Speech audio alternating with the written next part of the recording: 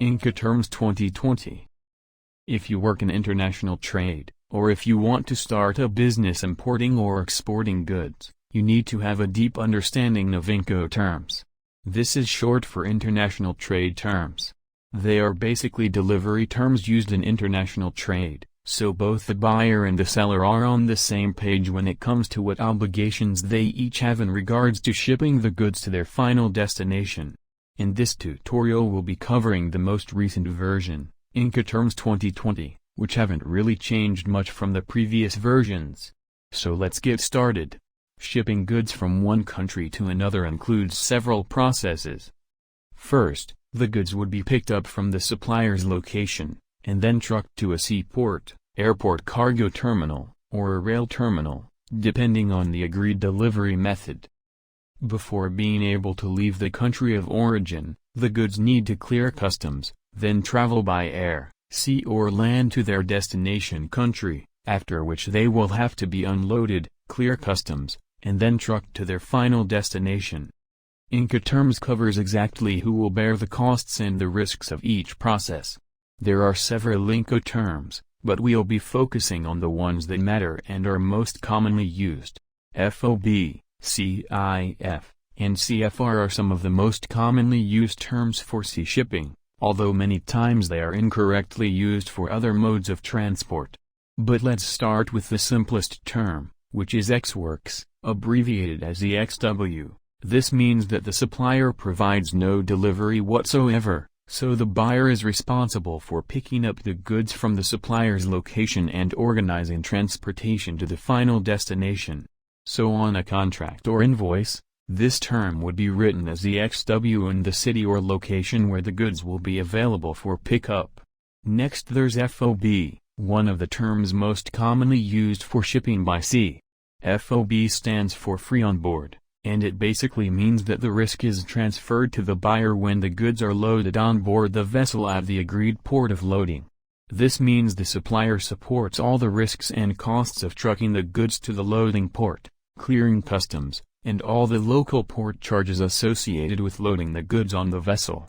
The buyer is responsible for all the remaining costs to the final destination, like ocean freight, destination port charges, customs clearance and transport to the final destination.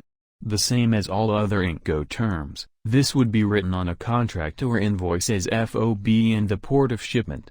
For example, FOB Shenzhen, or FOB Shanghai. CFR and CIF are similar terms. CFR means cost and freight, and CIF means cost, insurance, and freight. In both cases, the seller pays the carriage of the goods to the named port of destination. The only difference is under CIF the seller has to obtain insurance for the goods while in transit. In both cases the risk is transferred to the buyer after the goods have been delivered on board the ship. The buyer is responsible for all the local charges at the port of destination, like unloading goods off the ship, local port charges, customs clearance and transport to the final destination. We are about done with the most commonly used terms for sea shipping, so now let's see two of the most commonly used terms for any type of transport method, DDU and DDP. Let's talk about DDP first, which is delivery duty paid. The seller is responsible for all the risks and costs until the goods have reached the specified place of arrival, ready to be unloaded. So the seller handles all the delivery and import formalities and duties to the final destination. This is also many times called door-to-door delivery. DDU is an older term from Incoterms 2000, but it is so popular that it is still being used today. It means delivery duty unpaid, and similar to DDP, it means the seller is responsible for all risks and costs to the place of arrival, except import formalities and duties.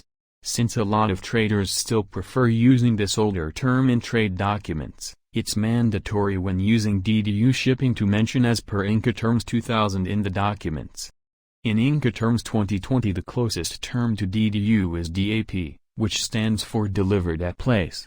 The same as DDU, the seller is responsible for all the risks till the goods have reached the destination, ready to be unloaded, except any import formalities and duties.